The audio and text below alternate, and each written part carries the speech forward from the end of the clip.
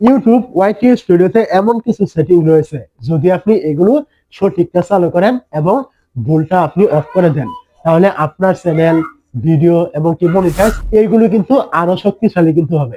তো চলুন দেখে নিই কোন সেটিং গুলো আপনি অফ করবেন আর কোনগুলো আপনি চালু করবেন। তো এই কাজটি করার জন্য আপনি কি করবেন, প্রথমে চলে আসবেন আপনার যে মোবাইলে থাকা ওয়াইটি স্টুডিও রয়েছে এইখানে আসবেন।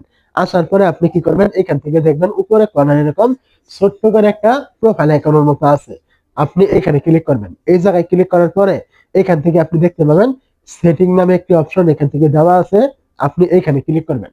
তো এই জায়গায় আপনি যখনই ক্লিক করবেন এখান থেকে দেখবেন বেশ কিছু অপশন কিন্তু এখান থেকে শো করছে।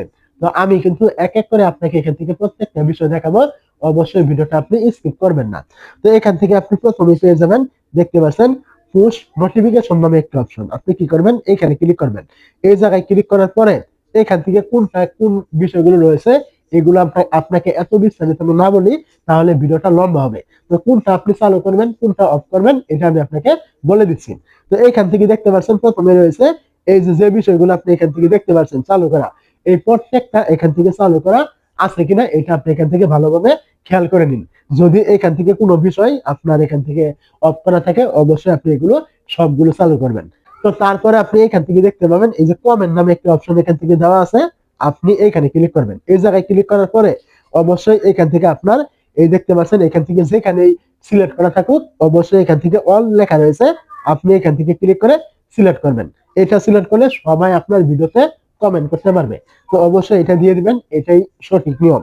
তো তারপর আপনি কি করবেন, এখান থেকে দেখবেন উপরে কর্নারে এরকম ছোট্ট করে একটা ক্রস আইকন রয়েছে, আপনি কি করবেন এখান থেকে আবারও এই ক্রস আইকনে ক্লিক করবেন। ক্রসে ক্লিক করার পরে এখন আপনি এখান থেকে পেয়ে যাবেন অডিয়েন্স নামে একটি অপশন, আপনি এখানে ক্লিক করবেন। তো অডিয়েন্সে ক্লিক করার পরে এখান থেকে দেখবেন এখান থেকে দুই তিনটা অপশন এখান থেকে শো করছে। তো এখান থেকে মূলত ইউটিউব বলে দিয়েছে যে আপনার যে ভিডিওগুলি আপনি তৈরি করছেন, আপনার চ্যানেলে আপলোড করছেন, এই ভিডিওগুলি আপনার কাদের জন্য, বাচ্চাদের জন্য নাকি বড়দের জন্য। তো এটা অবশ্যই আপনাকে সিলেক্ট করতে হবে। যদি এখান থেকে কোনো কিছু আপনি ভুল করে ফেলেন তাহলে অবশ্যই আপনার এটার জন্য সমস্যা হবে বর্তমানে এবং ভবিষ্যতে। তো এখান থেকে দেখতে পাচ্ছেন যদি আপনার ভিডিওগুলি শুধুমাত্র কার্টুন ভিডিও বা এমন কোনো ভিডিও আপনি তৈরি করেন যেগুলো শুধুমাত্র বাচ্চারা দেখে, তার জন্য আপনি অবশ্যই ইয়েস মেড ফর কিড নামে একটি অপশন রয়েছে উপরে, আপনি অবশ্যই এটা এখান থেকে সিলেক্ট করবেন। এত লেখা আপনার এখান থেকে দেখার দরকার নেই, আপনি এখান থেকে প্রথমে দেখবেন ইয়েস নামে এবং এখান থেকে মেড ফর চিলড্রেন, মানে এই ভিডিওগুলি আপনার বাচ্চাদের জন্য তৈরি করা হয়েছে। যদি এরকম কোনো ভিডিও আপনি দিয়ে থাকেন বা তৈরি করে থাকেন আপনার চ্যানেলে, অবশ্যই আপনি এটা এখান থেকে সিলেক্ট করবেন। তারপরে যদি আপনার কোনো ভিডিও বাচ্চাদের জন্য নয়, শুধুমাত্র বড়দের জন্য আপনি তৈরি করছেন, বাচ্চারা এসব ভিডিও দেখে না, যেমন ধরেন আমি যেমন ভিডিও তৈরি করছি এগুলো কিন্তু বাচ্চাদের জন্য না, এগুলো বড়দের জন্য, তাহলে অবশ্যই এখান থেকে দেখবেন নিচে রয়েছে এই যে নো ম্যাট ফর কিড, মানে ম্যাট ফর চিলড্রেন, আগে কিড ছিল এখন চিলড্রেন দেওয়া হয়েছে। তো অবশ্যই আপনি এখান থেকে এগুলো সিলেক্ট করে দিবেন। মনে রাখবেন যেটা ইয়েস লেখা রয়েছে সর্বপ্রথম ওইটা হলো বাচ্চাদের জন্য তৈরি করা ভিডিও, যদি এরকম করে থাকেন তাহলে ইয়েস সিলেক্ট করবেন। আর যদি এমন ভিডিও আপনি দেন যেগুলো বাচ্চাদের জন্য না, তাহলে অবশ্যই আপনি এখান থেকে এই যে নো রয়েছে এখানে ক্লিক করে সিলেক্ট করবেন। তো এইটা এখান থেকে করার পরে আবার ক্রসে ক্লিক করবেন। তারপরে এখান থেকে দেখতে পাবেন এই জায়গায় রয়েছে কান্ট্রি রেসিডেন্ট।